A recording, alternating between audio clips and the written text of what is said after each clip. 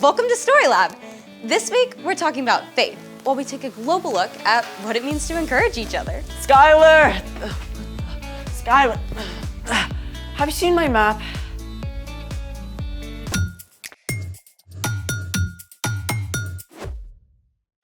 Hey, I'm Skylar. And I'm Sebastian, We're talking about faith.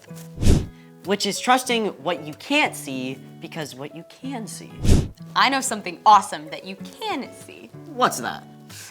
Your family and friends around you on Sunday morning or wherever and whenever you do church. What am I supposed to trust because of that? That church is way bigger than where you happen to meet. In fact, church shows up in all kinds of ways across the entire globe. Have you ever visited a different church in another country? Actually, I have. I visited the Notre Dame in Paris, but I also know someone who grew up in a different place. Venezuela. Hold on. Venezuela, top of South America. So, who's your Venezuelan friend? His name is Italo, and we get to talk to him right now. Way cool. Hi, Italo. Thanks so much for talking with us. Hey guys, thank you for having me. So, you've been part of or visited churches in a lot of different places, right?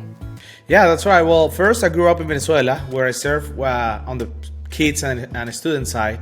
That church grew for nearly 5,000 people while I was there. Then I moved to Costa Rica to work there with a smaller church. And then I have been thankful to be on training with other different churches in Mexico, Puerto Rico, Panama too. Hold it, let's see all of those on a map.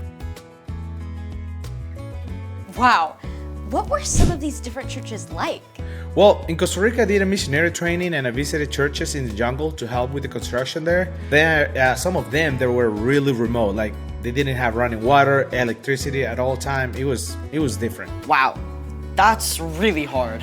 Yeah, it's a little bit hard for them, but even the people in the villages, they don't have anything. They're really joyful.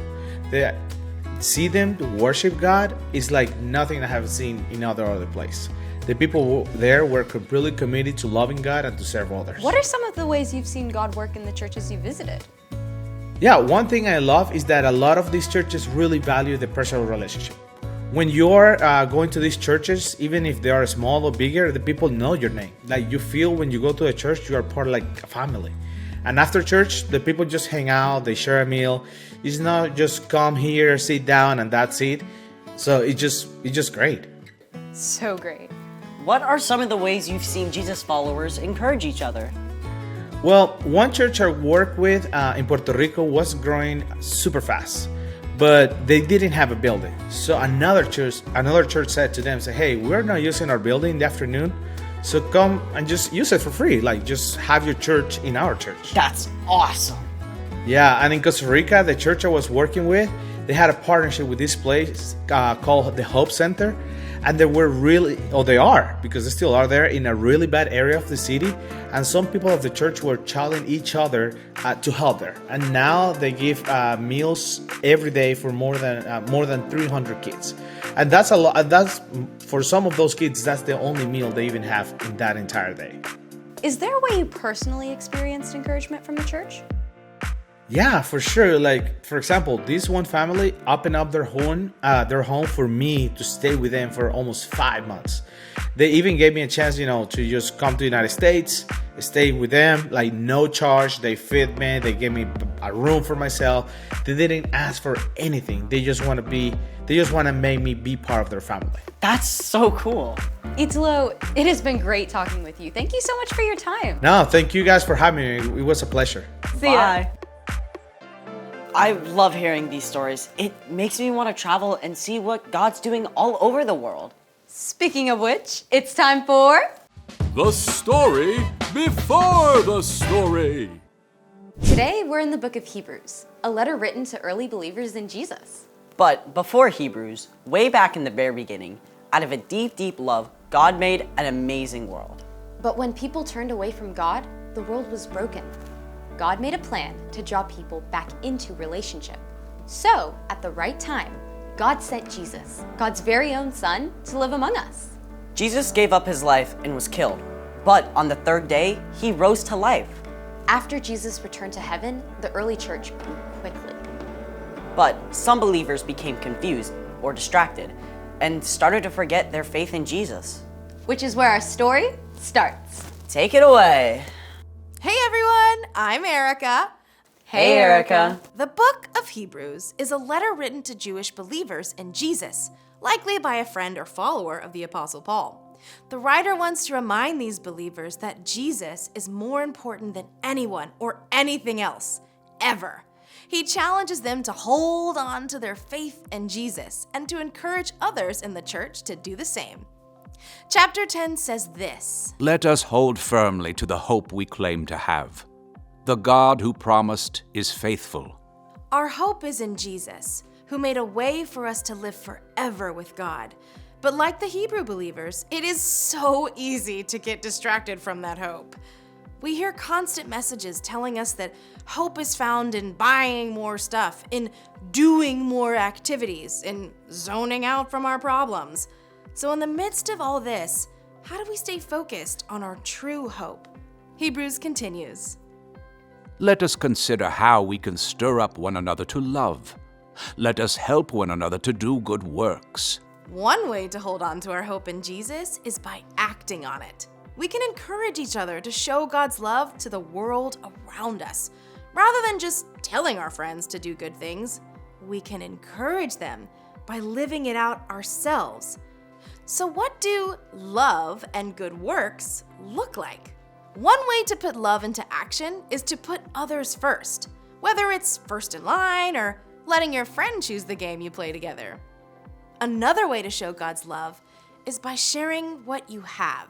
It could be sharing your lunch, choosing to give away some of your toys, volunteering your time to help someone out. And you can definitely encourage others with your words. Instead of complaining or grumbling, choose to speak words that comfort someone. Remind others that God is always with them and that God gives us the strength to do hard things. Now, let's wrap up our verse from Hebrews. And let us not give up meeting together. Some are in the habit of doing this. Instead, let us encourage one another with words of hope. Let us do this even more as you see Christ's return approaching. Let's be real. Even though texting someone is great, it's just not the same as spending time with them in person. We need each other. One way to meet together is at church. It doesn't matter whether your church meets in a building or a storefront or even outside. It's the people who matter. Maybe it's been a long week and it would be easier to skip church altogether. You can tell your grown-ups you'd really like a chance to hang out with your friends at church. Another way to meet up together is to spend time with your small group or class, even outside of church. If you've got a game or a performance, you can invite your small group leader and friends from church, or go to their events to cheer them on. And you can meet together just by hanging out with friends who love Jesus. Let's see those verses again. Let us hold firmly to the hope we claim to have. The God who promised is faithful. Let us consider how we can stir up one another to love. Let us help one another to do good works. And let us not give up meeting together. Some are in the habit of doing this. Instead, let us encourage one another with words of hope.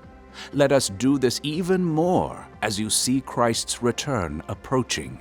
At the end of time, Jesus will return, and God will make right everything that's wrong. Only God knows when that will be.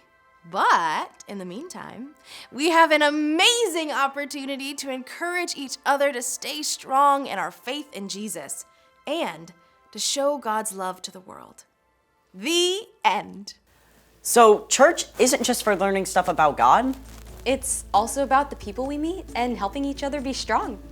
Exactly, because our faith is stronger together. So, what's our part in the story? Sometimes it's tempting to be a loner. You don't feel like you fit in, even at church. Or you've got sports on Sunday and it's hard to keep up with your church friends. Or it seems like none of your close friends care about following Jesus. Don't give up. Ask God to help you find at least a few friends who love Jesus and can encourage you. And if you feel like you're an outsider at your church, you're probably not the only one. See what happens if you start up a conversation with someone new in your small group. Or invite kids from your church to your birthday party. No matter what, you can choose to live out God's love. And encourage those around you to do the same. I think you got it. See you next time. Bye, Erica. So here's the thing. Our faith is stronger together. Hey, what just happened? I think the power's out. I got an idea. I've got another idea. That's amazing. Thanks for joining us in the Story Lab. See you next time. No, I think we need more candles.